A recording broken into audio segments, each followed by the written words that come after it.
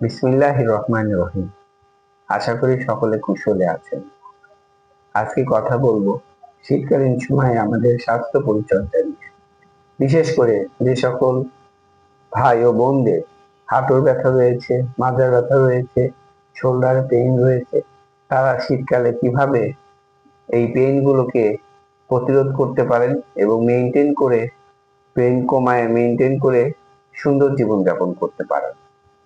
প্রথমত বুঝতে হবে যে শীত যখন পড়ে, যখন এরকম এখন অনেকটা শীত পড়ে গেছে, শীত যখন পড়ে তখন আসলে আমাদের বডিতে কি হয়, আমাদের যে সকল রক্তনালী রয়েছে সেগুলো কিছুটা সংকুচিত হয়ে যায়, একে বলে ভেজোকনস্ট্রিকশন। এইটা হওয়ার ফলে আমাদের পেরিফেরিতে, বিশেষ করে স্কিনে ব্লাড সার্কুলেশন একটু কম হয় এবং এই জন্য ব্যথা আরো বেড়ে যায় এবং মাসল স্পাজমটা এক্ষেত্রে আরো বেশি বৃদ্ধি পায়, এই জন্য ব্যথা আরো বেড়ে যায়। এক্ষেত্রে আমাদের করণীয় কি?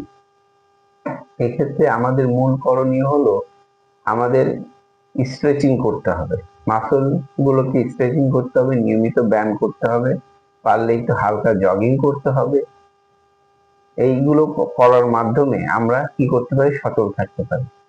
এছাড়া বিশেষ বার্তা দিতে চাই, কিছু কিছু রোগী যাদের ফাইব্রোমায়ালজিয়া আছে, যাদের সারা শরীরে এমনিতেই ব্যথা থাকে, তাদের এই শীতের সময় আরো বেশি ব্যথা বেড়ে যায়। তাদের জন্য করণীয়, তারা কখনোই ঠান্ডা লাগাবে না, ঠান্ডা আবহাওয়াতে তারা ঘোরাঘুরি করবে না এবং তাদের ঘর সবসময় উষ্ণ রাখতে হবে।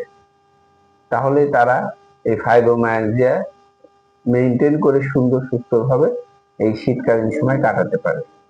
প্রয়োজনে যে সকল রোগীদের পা ঠান্ডা হয়ে যাচ্ছে এবং পায়ে ব্যথা, বেশি ফুট পেইন বেড়ে যাচ্ছে, তারা অবশ্যই গরম পানিতে, কুসুম কুসুম গরম পানিতে পা চুবিয়ে রাখতে হবে এবং এইভাবে পায়ে ব্লাড সার্কুলেশন বাড়াতে হবে এবং এর মাধ্যমে অনেকটা উপশম পাওয়া যাবে এবং আশা করা যায় সে শীতের কালীন সময় সুস্থভাবে জীবনযাপন করতে পারবে। আর মূল বিষয় হচ্ছে যে অবশ্যই হালকা স্ট্রেচিং এবং জগিং, এটা আমাদেরকে মনে রাখতে হবে এবং আমাদেরকে করতে হবে। কারণ কিছুটা জগিং করার ফলে আমাদের পেরিফেরিতে ব্লাড সার্কুলেশন বেড়ে যাবে, যেহেতু আমাদের হার্ট পাম্প করা বেড়ে যাবে। সুতরাং এটা খুবই উপকারী হবে, বিশেষ করে শীতকালীন সময়ে বিশেষ করে পেরিফেরিতে সমস্ত জায়গাতে নিউট্রিশন পৌঁছানোর জন্য। আশা করি আপনারা নিয়মিত শরীর চর্চা করবেন এবং ঠান্ডা লাগাবেন না এবং বিশেষ করে যাদের অ্যালার্জি আছে তারা অবশ্যই মাস্ক ব্যবহার করবেন। ধন্যবাদ।